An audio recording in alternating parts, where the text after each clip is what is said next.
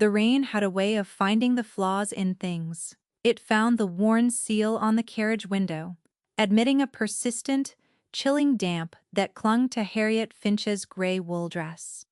It found the fatigue in the old horses, slowing their pace to a miserable trudge on the muddy road to Ashford.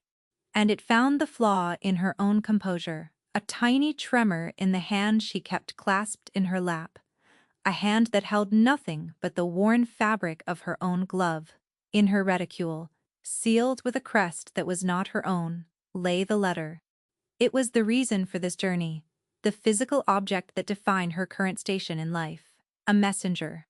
She was 30 years old, the widow of a man who had loved books more than coin, and she had been respectable but precarious for 2 long years. Now, living under the roof of a distant grasping cousin, Lady Atherton, she had learned a new word for her condition: useful.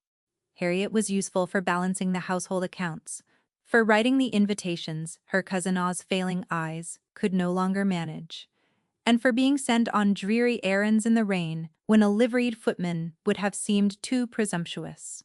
A poor relation, you must understand, is a luxury item, and her keep must be earned in small, daily humiliations. The letter was addressed to His Grace, the Duke of Ashford, a man whose name was a weight in the county, spoken with a mixture of awe and pity. A widower, they whispered. A man entombed in his own grand, cold house, with a son who had gone silent with grief. Lady Atherton, ever the opportunist, saw not a tragedy, but an opening. And so a letter of condolence, 6 months too late, but penned with exquisite care, was to be delivered by hand. By Harriet's hand, and it shows a personal touch, my dear, Lady Atherton had said, her voice thin and bright as cheap glass, a not like ware sending a common servant. Harriet had looked down at her own hands, the faint ink smudge on her forefinger. She did not point out the irony. A poor gentlewoman with opinions is a luxury no household can afford. The carriage finally turned between two immense stone pillars, the gates of Ashford standing open like a silent mouth. The drive wound through a park of ancient weeping oaks, their branches heavy with rain. The house appeared slowly, a vast edifice of pale gray stone that seemed to have absorbed the melancholy of the sky. It was not a welcoming place. It was a monument. It counted its windows like a miser counting his gold, and every single one was dark. A footman, his face impassive, led her not to a comfortable receiving room, but down a long, echoing gallery. The chill of the stone floor seeped through the thin soles of her shoes. The portraits of long-dead ancestors watched her pass, their painted eyes seeming to judge the quality of her mourning dress. She was an intrusion, a drab little bird blown in by the storm. He led her to a set of imposing double doors and announced her in a low murmur, "A Mrs. Finch, Your Grace." She stepped inside, expecting a library, a study, some private sanctum. Instead, she found herself on the precipice of a formal luncheon. The room was vast, dominated by a long mahogany table, set for a dozen, though only 5 places were occupied. The air was thick with a silence that was not peaceful, but taut, like a held breath. At the head of the table sat the Duke of Ashford. He was nothing like she had imagined. The whispers had painted a picture of a man broken by grief, a romantic, spectral figure. The man before her was not spectral. He was solid, anchored to his chair as if carved from the same dark wood. He was younger than she'd thought, perhaps in his mid-30s, with a face that was all sharp angles and controlled force. His hair was black, his eyes a startling pale gray, the color of the winter sky. They were eyes that noticed things. He noticed the weary set of the footman's shoulders. He noticed the slight tremble in the wine-glass held by the man to his right. And then his gaze fell on her. It was not a warm look. It was not cold. It was awe and assessment, a quick, comprehensive inventory that took in the damp hem of her dress, the tight grip on her reticule, and the unflinching way she met his stare. To his left sat a man with a handsome, slightly florid face, and an air of smooth self-satisfaction. He looked Harriet up and down, a faint, dismissive smile playing on his lips. "A good heavens, Sebastian," he said, his voice carrying a note of amused condescension. "As Lady Atherton now so hard-pressed, she must send her companions out in a deluge? I trust the letter is not dissolving as we speak."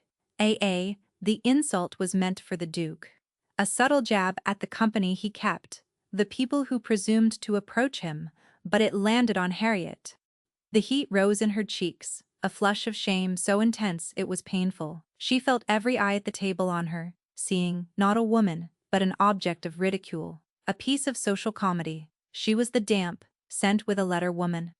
The very picture of insignificance. She had two choices. She could shrink, stammer an apology, and flee, or she could stand her ground. She chose the ground beneath her own 2 feet.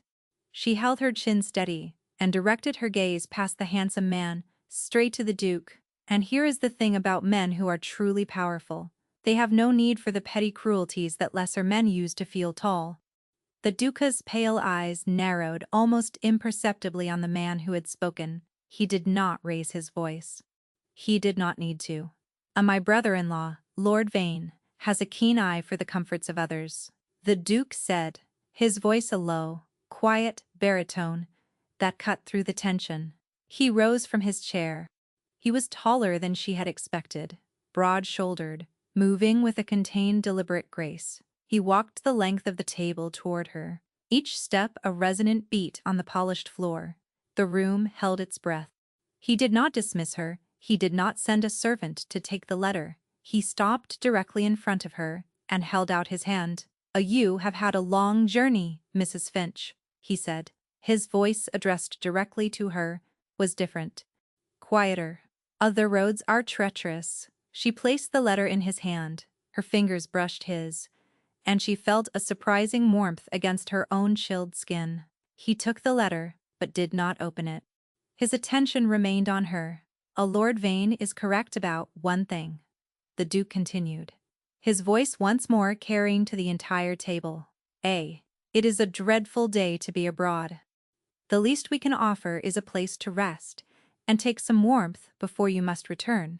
He turned, and with a gesture that was both economical and absolute, he pulled out the heavy carved chair beside his own empty one. "Please, Mrs. Finch, join us." It was not a request, it was a command, but a command that felt like a shield, a public choosing. He had passed over every rule of precedence and propriety to seat a mere messenger at his table. He had seen the dart of humiliation aimed at her and had stepped in front of it, taking it into his own authority. The silence in the room was now one of pure, unadulterated shock. Lord Vania's handsome face had frozen, the smug smile wiped clean away. Harriet looked at the offered chair, at the gleaming silver and sparkling crystal. For a moment her mind was a blank. To sit was an act of impossible audacity. To refuse was to slight the one man who had offered her dignity. She looked at the Duke. His expression was unreadable, his pale eyes giving away nothing. But she saw it, a flicker of something in their depths. Not pity, not charity. It was awe, recognition. He had seen her hold her ground, and he had honored it. Slowly, deliberately, she moved to the chair and sat. The Duke resumed his own seat at the head of the table. A servant materialized at her elbow, placing a napkin in her lap, pouring wine into a waiting glass. The gesture was so normal, so expected for everyone else at this table, that it felt to Harriet like the most profound fantasy. She had been sent to deliver a letter, and she had been given a seat at the Duca's right hand. The meal that followed was the strangest of her life. The conversation was stilted, choked by the Duca's silent, formidable presence, and Lord Vania's simmering fury. Harriet ate little, her entire being focused on the simple mechanics of lifting the heavy silver fork to her lips, of sipping her wine without letting her hand shake. She was acutely aware of the Duke beside her. He did not speak to her again, but she felt his awareness of her, like a physical presence, a quiet, steady warmth in the cold, vast room. He had wrapped his rank around her like a coat, and for the first time in a very long time, she did not feel the chill. After the luncheon, when the other guests had departed in a cloud of confused formality, the Duke requested she join him in the library. The library at Ashford was a cathedral of books. 2 stories of leather-bound volumes rose to a carved, vaulted ceiling. A fire crackled in a fireplace large enough to stand in, but it did little to dispel the room's magnificent gloom. Dust motes danced in the single shaft of watery sunlight that pierced the tall arched windows. The Duke stood by the fire, one hand resting on the marble mantelpiece. The letter from Lady Atherton lay still sealed on a nearby table. He had not even read it. It had never been about the letter. My apologies for my brother-in-law's behavior, Mrs. Finch," he said, his back to her. "Amelia, my late wife, was his sister. He believes his grief gives him certain privileges." No apology is necessary, Your Grace," Harriet replied, her voice quiet but firm in the high-ceilinged room. He merely stated what was plain for all to see. "I am not your guest, I am your cousin's messenger." He turned then, and the look on his face was different. The public mask of the Duke was gone, replaced by something more raw and weary. The guilt he carried was not a rumor. It was a shadow in the hollows of his eyes. You are a great deal more than that," he said. "I are a woman who does not flinch. I have not had one of those in this house for a very long time." He gestured to a chair opposite his own. "Please, sit." She did.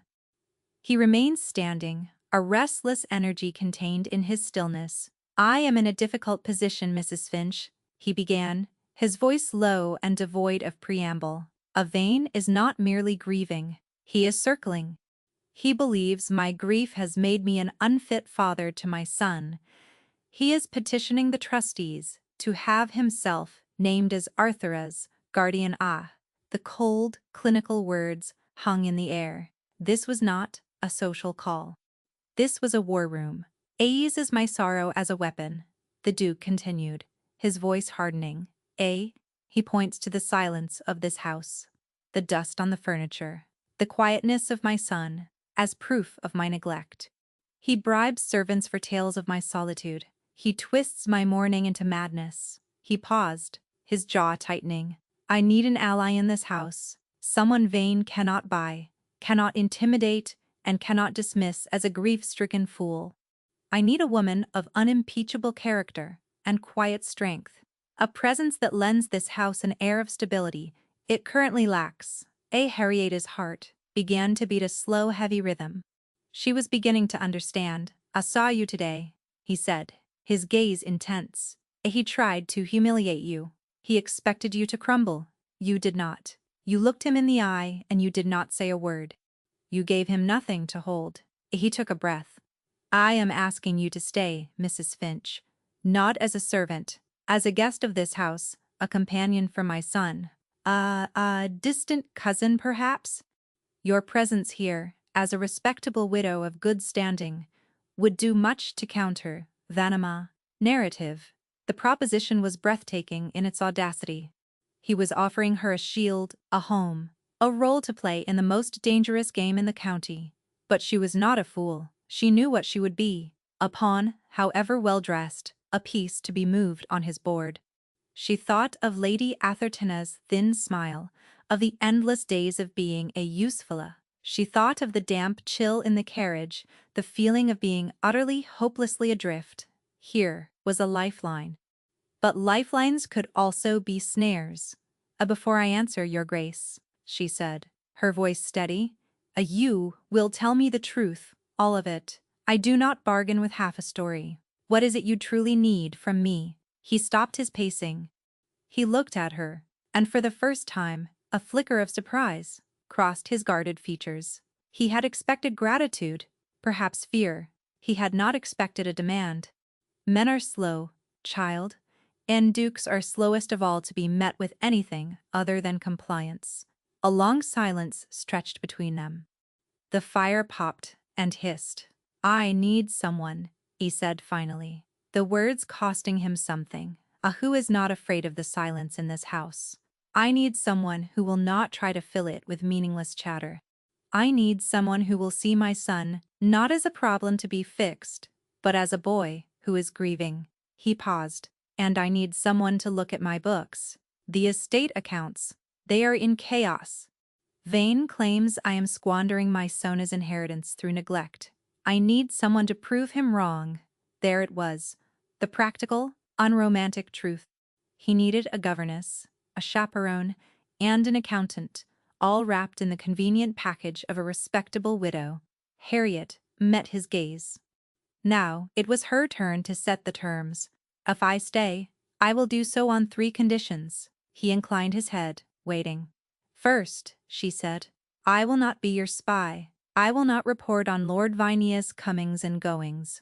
My concern will be your son, and this house. Nothing more. Agreed, he said without hesitation. A second, I am to have full and unquestioned authority over the nursery and my own time. I will not be treated as a hired servant by your staff or by your family. My position must be made clear from the outset. It will be, he said. You will be, Mrs. Finch, a cousin of my mother's family. Here, for an extended stay. She took a breath for the final, most important condition. A third, the memory of the late Duchess is to be respected. I will not be a replacement. Her rooms are to remain as they are. Her name is to be spoken without fear or shame. Grief is not a disease, Your Grace. A house that pretends it does not exist is a house built on a lie. I will not live in such a place. He stared at her, and something profound shifted in the room. The weary, embattled Duke, the cold, powerful Mana, looked at her, and his guard cracked. He saw not a solution to his problem, but a person. A woman of substance and steel, a woman who understood that you do not heal a wound by pretending it is not there.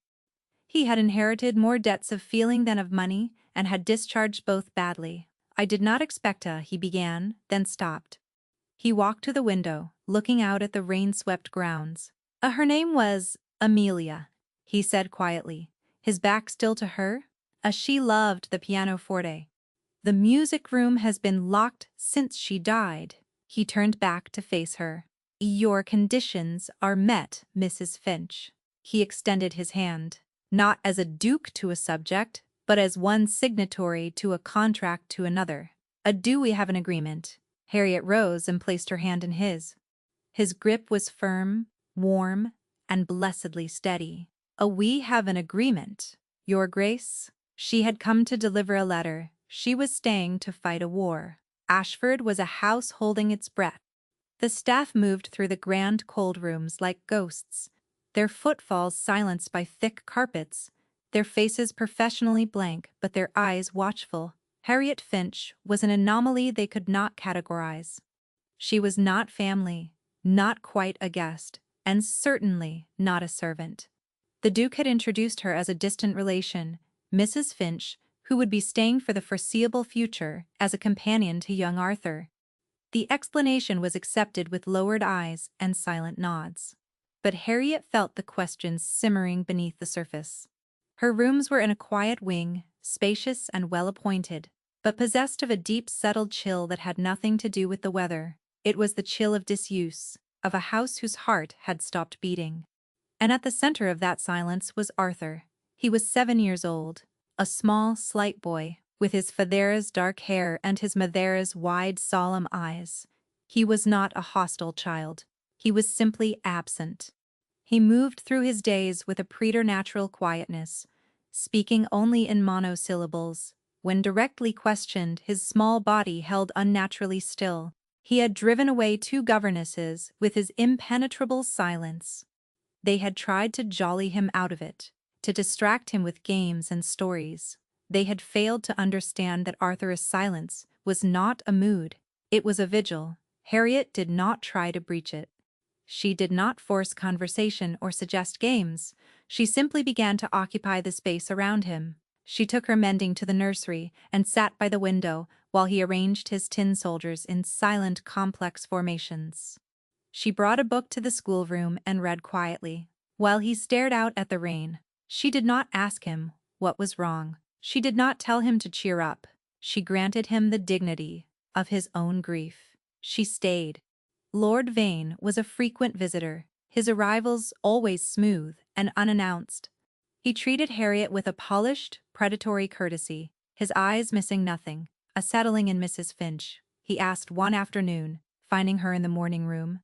She had dared to open the heavy velvet curtains, letting the weak afternoon light spill across the dusty floor. "I am finding my way, my lord," she replied, her hands busy with the needlepoint she had adopted as armor. My sister loved this room," he said, his gaze sweeping over it. She used to say the light was perfect for her music. Of course, Sebastian keeps it shut up now. He prefers the dark, it seems." The insinuation was clear. The Duke was wallowing, neglecting, the very things his wife had loved. A grief has its own timetable. "Lord Vane," Harriet said quietly, her eyes on her work. "And it cannot be hurried." "Indeed," Vane murmured, a thin smile on his lips. But a childless life cannot be put on hold to accommodate it. I trust you are making some progress with my nephew. He is a sensitive boy. He needs a warmth." Encouragement. He was testing her, trying to draw her into an alliance of concern, a position from which he could later claim. She agreed with his assessment of the Duke as failings. He is a thoughtful boy," Harriet corrected gently. And he has a companion. He is not alone. She did not give him the satisfaction of an argument. She did not defend the Duke or criticize him. She simply stated a fact. Venia's smile tightened. He was used to people who could be charmed, intimidated, or bought. He did not know what to do with a woman who simply sat in the light and spoke the plain truth. The Duke, Sebastian, remained a distant, watchful presence. Harriet saw him at meals, where he presided with his customary guarded silence.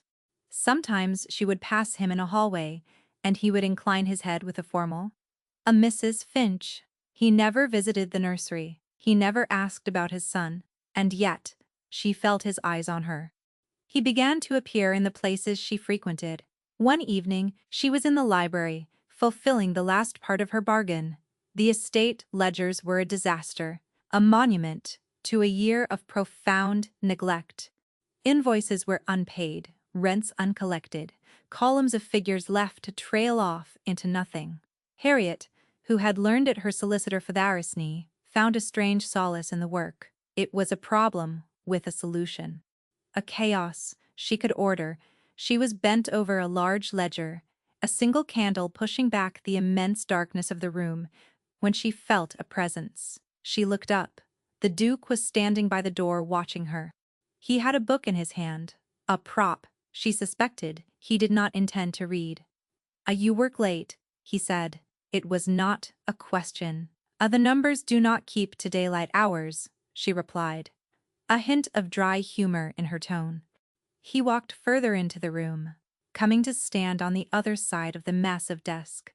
He looked at the neat columns she had begun to draw, the piles of paper she had sorted and weighted down. My father used to say that a man who cannot rule his own accounts cannot rule his own house," he said, his voice low. My father used to say that numbers do not lie, which makes them very different from people," she countered quietly. A ghost of a smile touched his lips, a fleeting expression that changed his entire face, softening the harsh lines for a barest second. Your father was a wise man." He looked at her, and the smile faded, replaced by that unnerving, direct gaze. Harriet said, dipping her pen in the ink. These books tell a story of neglect, not ruin. There is a difference." He stood there for a long time, simply watching the scratch of her pen on the paper, the steady movement of her hand, bringing order to his chaos. He did not say thank you. He did not offer praise, but he stayed. And in the vast, silent library of Ashford, his presence was a conversation in itself. He was a man who noticed things. He noticed the ink stain on her finger, not as a mark of servitude, but as a sign of her effort. He noticed she did not sigh or complain about the task. He noticed the calm competence she brought to the wreckage of his life, and he found himself drawn to her, like a man seeking a single steady light in a world gone dark. The first crack in Arthur's silence came not with a word, but with a sound. In one of the dusty bookcases in the library, Harriet had found a slim volume of folk songs from her own childhood. One afternoon, sitting in her customary chair in the nursery, she began to hum one of them under her breath. A simple, plaintive lullaby about a boatman on a misty river. She was not humming for Arthur. She was humming for herself, for the memory of her own mother's voice. But the boy, who had been lying on the floor, listlessly pushing a wooden horse, went still. He lifted his head and looked at her. His face was unreadable, but he was listening. He did not speak. He did not move closer. But for the first time, he seemed to be fully present in the room with her. She finished the tune and went back to her sewing, not acknowledging the moment. To look at him, to comment on it, would be to frighten it away, but she had felt the shift. A connection as fine and fragile as a spider's thread had been spun in the quiet room. A few days later she found him standing before a heavy, ornate chest in the corner of the nursery. It was a beautiful thing of inlaid rosewood, but it was locked. He was tracing the patterns on the lid with one small finger. That was your mother's, wasn't it?" Harriet said softly, coming to stand a respectful distance away. Arthur nodded, his eyes fixed on the box. "It is, for her music," he whispered, the words so soft she barely heard them. It was the first time he had volunteered a sentence to her. She must have loved music very much, to have such a beautiful box for it," Harriet said. He looked up at her, his expression clouded with a deep, ancient sadness. She used to sing," he said, and then he fell silent again, turning away from the box as if it had burned him. Harriet knew she was on the edge of something important. The locked box, the memory of his mother's singing, they were connected to the heart of his silence. But the grief of a child is a sacred, walled garden. You cannot force the gate. You must wait for it to be opened from the inside. The true thaw began, as so many things did at Ashford, with an act of cruelty from Lord Vane. He had been digging. He had sent agents to the village where Harriet had lived with her late husband, a man whose gentle scholarship had left her with a mountain of quiet debt. Vane, of course, did not call it debt. He called it ruin. He chose his moment perfectly, at dinner, with the two remaining trustees of the estate present. They were elderly, cautious men, easily swayed by the appearance of scandal. "I find myself in a delicate position." Vane began swirling the wine in his glass. "I, as Arthur's uncle, his welfare is my paramount concern. And while I am certain Mrs. Finch is a most capable woman, I have come upon some information that gives me pause." Sebastian's head came up. His eyes, fixed on his brother-in-law, became chips of ice. "If you have something to say, Vane, say it. It is merely a matter of prudence," Vane said smoothly. "It seems Mrs. Finch's late husband, a Mr. Finch, passed away, leaving behind rather significant obligations. Debts that left his widow, shall we say, in a most precarious financial state." He turned his sympathetic gaze on Harriet. One can hardly blame a woman in such a position for seeking a comfortable sanctuary. But one must ask, is a house with a vulnerable child and a vast fortune the appropriate place for a woman so desperate? Is it companionship she offers, or opportunism? The accusation hung in the air, thick and poisonous. "Destitute. A fortune hunter." The words echoed in Harriet's mind, the public branding she had always feared. She felt the blood drain from her face. She saw one of the trustees shift uncomfortably, his eyes darting toward her with new suspicion. Vane had not just attacked her, he had poisoned the well, turning her quiet competence into a sign of cunning, her poverty into a motive for deceit. She gripped her hands in her lap, her knuckles white. She would not let him see her break. She would not, but she did not have to fight this battle alone. That is enough," the Duke said. His voice was not loud, but it had a quality of tempered steel that made the footman by the sideboard flinch. He pushed his chair back and rose to his feet. He looked not at Vane, but at the two trustees. A Mrs. Finch came to this house, at my explicit and personal request. The circumstances of her widowhood are a private matter, and a tragedy, not a character flaw. She has brought more order and sense to this household in a few short weeks than it has known in a year. He then turned his gaze on Vane, and the cold fury in it was terrible to behold. You will apologize to Mrs. Finch. Now, Sebastian, I was merely expressing a reasonable concern. You were expressing your bottomless capacity for cruelty in the guise of concern, as you always do. Sebastian cut him off. You will apologize, or you will find the doors of this house, and my acquaintance, permanently closed to you. The ultimatum was absolute. The room was frozen. Vane, for all his bluster, was not a fool. He knew when he had pushed too far. His handsome face mottled with suppressed rage. He turned to Harriet. My apologies, Mrs. Finch, he muttered, the words tasting like ash in his mouth. If I have given offense, you have given offense, my lord, Harriet said, her own voice emerging clear and steady, though her heart was hammering against her ribs. And I have not accepted your apology. She rose, placed her napkin on the table, and walked out of the room, her back straight, her head held high. She did not run. She retreated, but it was a retreat on her own terms. She made it as far as the library before the trembling started. She leaned against the heavy door, her breath coming in ragged gasps. The Duke had defended her. He had stood for her, publicly and unequivocally. The shock of it was as profound as the sting of Vania's insult. No one had ever defended her before. She sank into the large leather chair by the cold fireplace, wrapping her arms around herself. A log settled in the grate with a soft sigh of ash. She did not know how long she sat there in the dark. Harriet, his voice. He had never used her given name before. She looked up.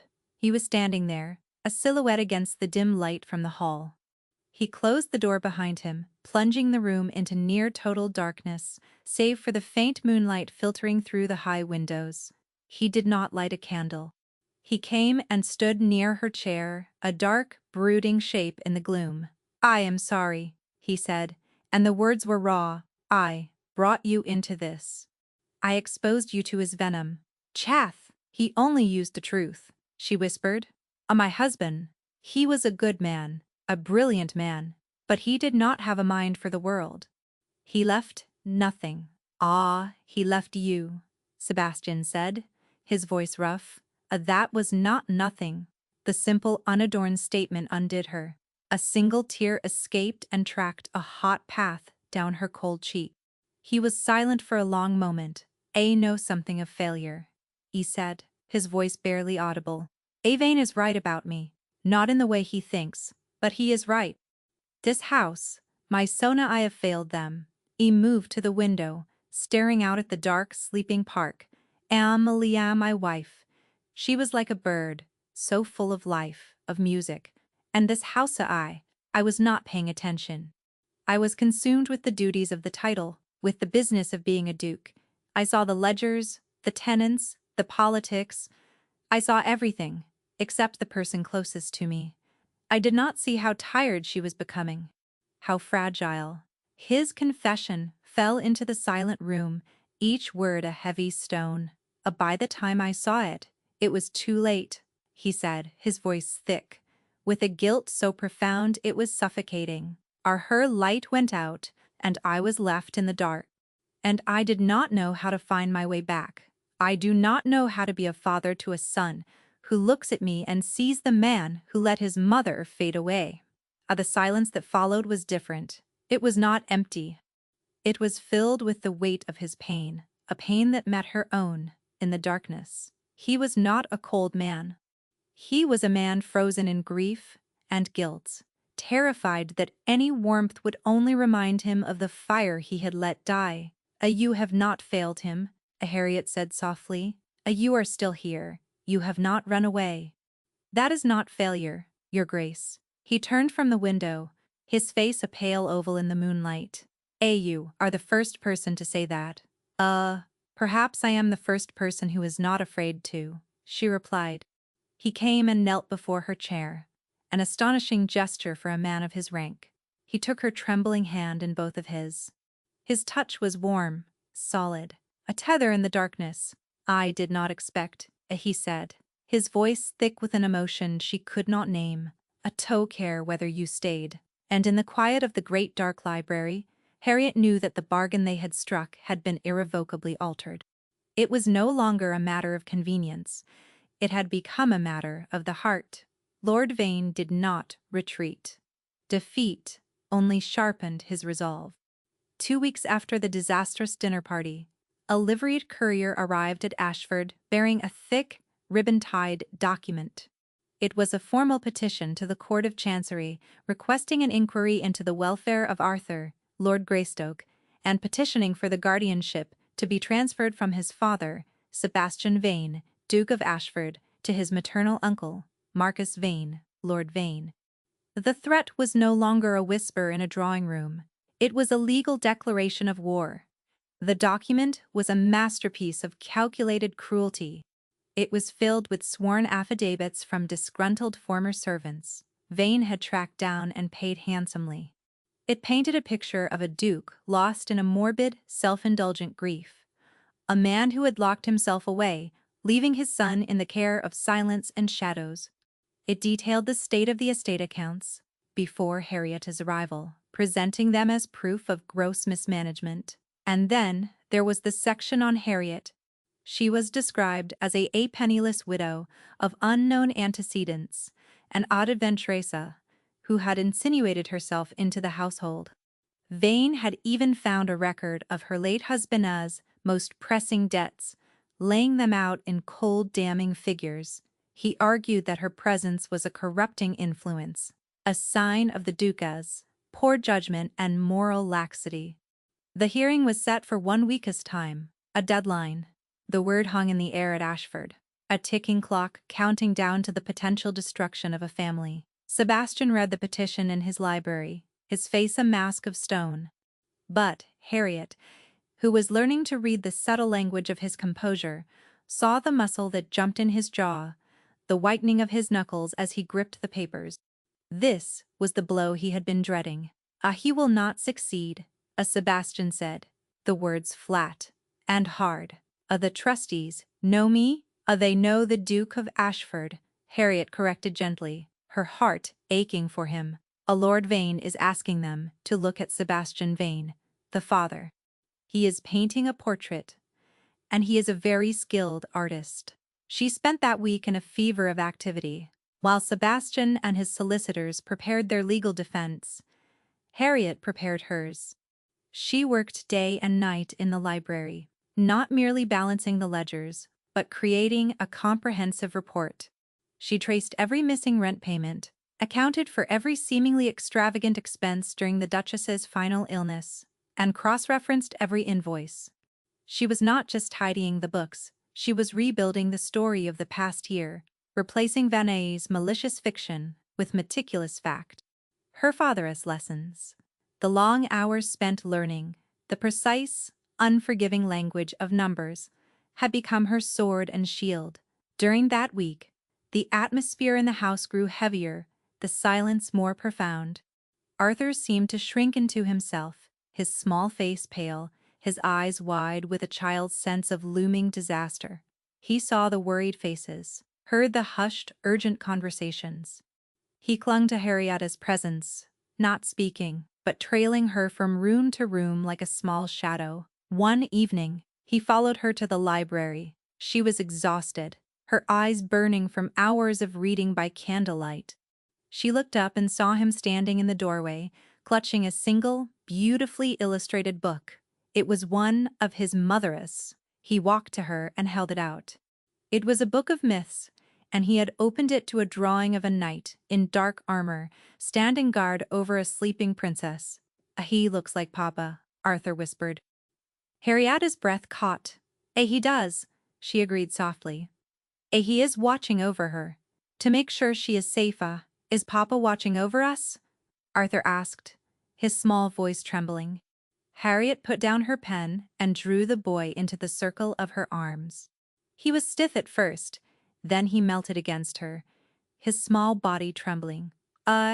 Yes, she said, her voice fierce with the conviction that came from the deepest part of her. He is.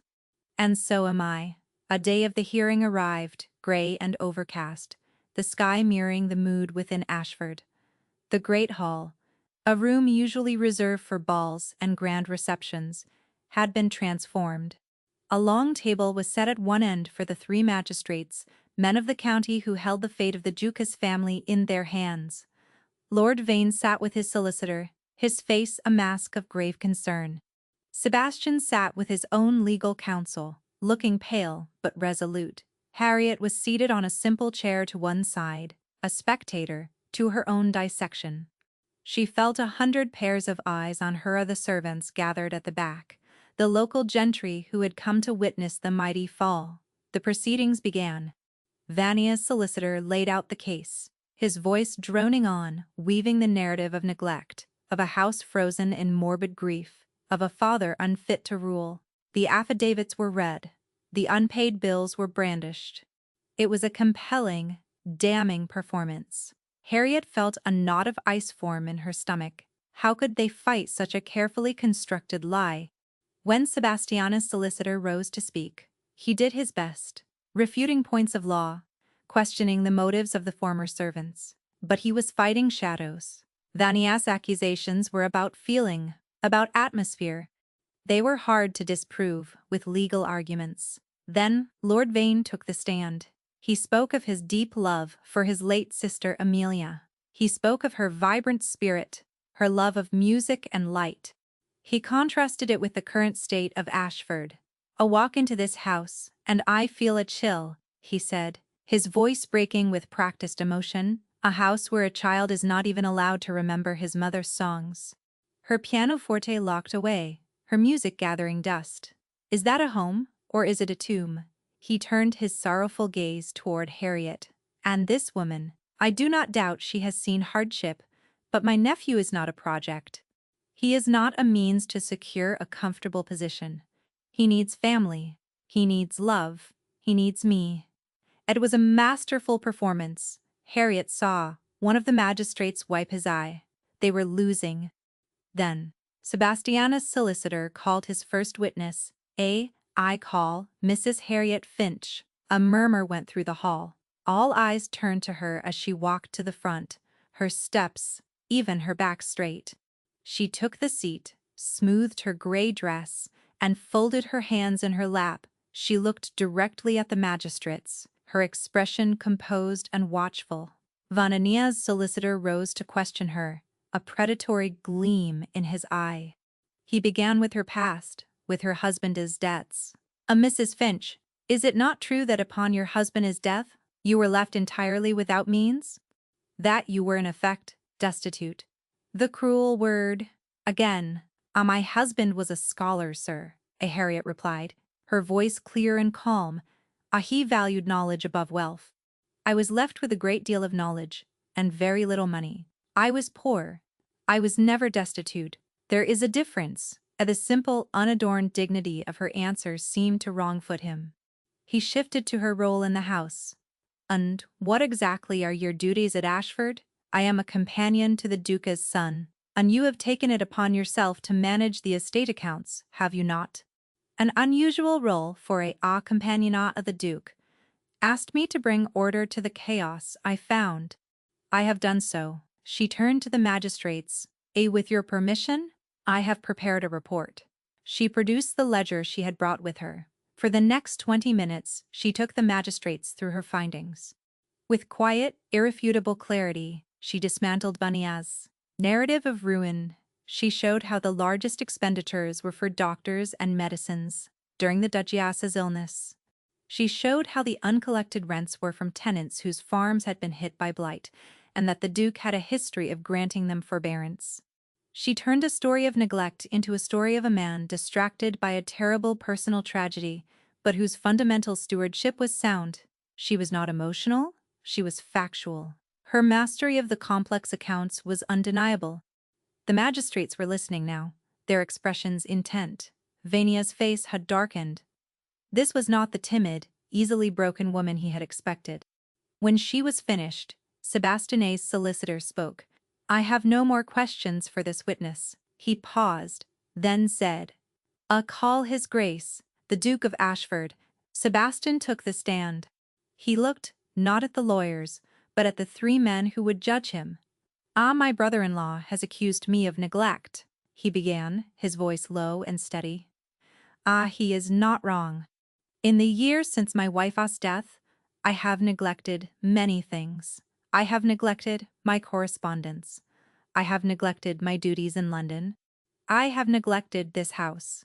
He paused, and his gaze found Arthur, who was sitting small and silent near the back. "And I have neglected my son. I have been lost in a grief so profound that I built a wall around myself, and I did not know how to let him in." The raw honesty of the confession stunned the room into silence. This was not the arrogant duke they expected. This was a man, laying his soul bare. But Lord Vane is wrong about why I have failed. It is not because I do not love my son. It is because I love him so much that I did not know how to face him without his mother beside me. I was a coward." He then looked toward Harriet. "I asked Mrs. Finch to come here. Yes, I did so because I recognized in her something this house had lost: quiet strength, integrity. I did not ask her here to be a servant. I asked her here to be an ally, because I knew my son and I needed one. I needed someone who was not afraid of silence. I needed someone my brother-in-law could not buy or bully. Her presence in this house is not a sign of my weakness. It is the first sign of my strength. The first wise decision I have made in a year." He had claimed her, publicly, irrevocably. He had named her, not as a problem, but as the solution. The lead magistrate, an elderly man with kind eyes, leaned forward. "We would like to speak to the boy," he said gently. A hush fell. Vane rose and went to Arthur, his face a mask of loving concern. Arthur," he said softly, kneeling before him, "tell these gentlemen what it has been like for you here. Tell them how sad you have been." Arthur looked at his uncle. He looked at his father, his face etched with pain and hope, and then his gaze found Harriet. She met his eyes across the vast room, and gave him a single, almost imperceptible nod, a nod of trust. A nod that told him he was free to speak his own truth. The boy did not answer his uncle. He slid off his chair and walked, his small shoes making no sound on the great stone floor, not to the magistrates, not to his father, but to a side table where an object had been placed as evidence of the house's morbidity: the locked rosewood music box. He placed a small hand on the lid. He turned to the magistrates, his face pale but his eyes clear, and he spoke. His voice was small, but it carried in the profound silence of the hall. "She taught me Mamma's song is not a sad thing," he said. And then he turned and walked directly to Harriet, took her hand, and stood beside her, a small, defiant soldier who had finally chosen his general. It was over. The child's testimony, so simple, so pure, had shattered Vania's entire case. It was not a legal argument. It was a declaration of belonging. The magistrates conferred for only a moment. The petition was dismissed. Lord Vane stood frozen, his face a mask of disbelief. He had been defeated, not by a duke's power or a lawyer's cunning, but by the quiet truth of a woman and the clear voice of a child. He had been made irrelevant. Without a word, he turned and strode from the hall, a man swallowed by the silence he had tried to weaponize. That night, a profound quiet settled over Ashford, but it was a different kind of quiet. It was the quiet of a storm that has passed, of a fever that has broken. The air was clean. Harriet stood by the fire in the library, the flames now a source of welcome warmth, not just a lonely light in the dark. The house was finally breathing again. She heard his footsteps and turned. Sebastian stood in the doorway watching her. The weight of the past year seemed to have lifted from his shoulders. The guarded Duke was gone, and in his place was the man she had glimpsed in moments of shared vulnerability. He came into the room and stopped before her. "The bargain we made," he said, his voice soft. "That first day. It was the most honest lie I have ever told." She waited, her heart beating, a slow, steady rhythm. "I told you I needed an ally. I did. I told you I needed someone to manage my accounts. That was also true. But that is not why I asked you to stay." He reached out and took her hands. In his Yvain was right about one thing. This house was dying. My son was lost in silence, and I was lost with him. I had forgotten how to live. His gaze was intense, his pale eyes holding hers. You walked into this cold, silent house, and you were not afraid. You did not try to banish the ghosts. You made peace with them. You taught my son that his mother's memory was a thing of beauty, not sadness. You reminded me that a house is not stone and wood, but the people within it. He lifted one of her hands and brushed his lips against her knuckles. The touch was electric, a jolt of warmth that spread through her entire being. "I am not offering you a position, Harriet. I am not offering you a sanctuary or a bargain." He took a deep breath, the words coming from a place of profound, hard-won honesty. "You became the heart of this house. You became the heart of my house." Tears welled in her eyes, but they were not tears of sorrow or fear. They were tears of a joy so overwhelming she could not contain it. Still, the old wound, the belief that she was only ever useful, made her hesitate. Do not say this if it is only gratitude, Sebastian," she whispered. "A gratitude." A small, genuine smile touched his lips. "I am grateful that you are a genius with a ledger. I am grateful that you faced down my brother-in-law. But this he shook his head, his expression full of a wonder she had never seen there before. This is not gratitude. This is the hope of a man who was drowning and has finally found air. This is the quiet of a man who has finally come home." He reached into his waistcoat pocket and drew out a small, ornate silver key. He pressed it into her palm. "The key to the rosewood music box." He asked me for it, after the hearing." As Sebastian said softly. "Arthur." He said it was time. He closed her fingers around the key. "I am asking you to stay. For the rest of my life." And in that moment, all the walls she had built around her own heart crumbled. She was not just useful. She was not just competent. She was wanted. She was chosen. "A yes," she whispered. "A yes." He drew her into his arms, and his embrace was not the careful, guarded touch of a duke. It was the embrace of a man holding everything he had almost lost. It was clumsy and true and profoundly real. He lowered his head and kissed her, and the kiss was not one of passion or fire, but of quiet homecoming, a promise made in the heart of a house that had learned to breathe again. 6 months later, the sound of a pianoforte drifted from the open windows of the Ashford morning room. The melody was a gentle, lyrical piece, full of light and air. Inside, Harriet sat at the gleaming instrument, her fingers moving with a quiet confidence over the keys. The rosewood music box sat open beside her, its treasures no longer locked away. Leaning against her, his head resting on her shoulder, was Arthur. He was humming along softly, his face relaxed and happy. He was no longer a silent, haunted boy, but a child, filled with the easy joy that was his birthright. In the doorway, Sebastian stood watching them, a soft smile on his face. The shadows were gone from his eyes, replaced by a deep, abiding peace. The great house of Ashford was no longer cold. It was filled with light and music and the sound of a child's laughter. The portrait of Amelia, the beautiful, sad-eyed Duchess, still hung in the great hall, but now it seemed to look down, with a gentle, benevolent grace, a cherished memory, not a constant reproach. She had simply made room for life to begin again alongside her memory. Harriet finished the piece, and her hands came to rest on the keys. Arthur looked up at her, his eyes shining. That was Mama's favorite, he said simply. I know.